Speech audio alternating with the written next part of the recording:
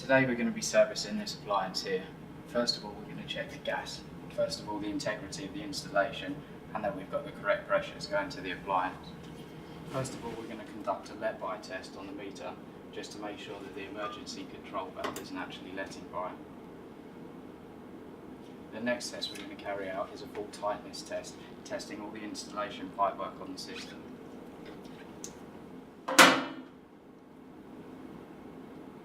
Now we've conducted the test and we're satisfied that the installation is indeed gas tight, now we can carry out the service on the appliance. First thing we need to do is visually inspect the appliance and make sure that the case and the flue are both intact and correctly installed. We can see here that they've installed an inspection hatch, which as from December 2012 became compulsory so that the entire length of the flue and the integrity can be checked.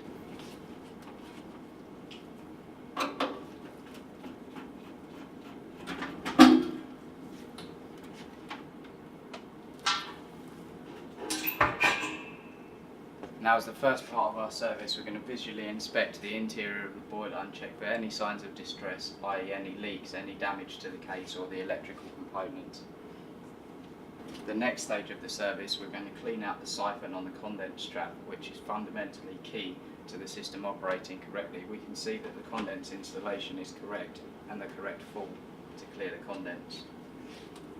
Simply remove the siphon and clean it from any debris. You can see here that on this particular installation the condense siphon is completely clear to begin with. The next stage is we're going to remove the case and we're going to actually inspect the burner and clean it of any debris.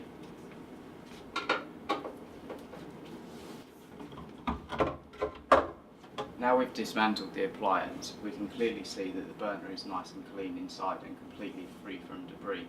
So after inspecting this and inspecting the burner, we can now reassemble, safe in the knowledge that the appliance should be burning correctly.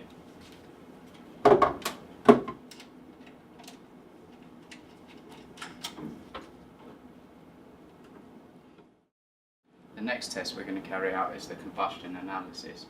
Through here we're going to analyse the CO to CO2 ratio and check that the actual appliance is burning correctly.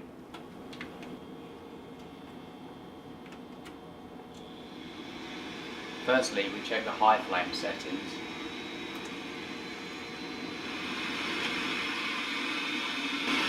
As we can see from the readings that we're getting, the burner is indeed burning satisfactorily on high flame.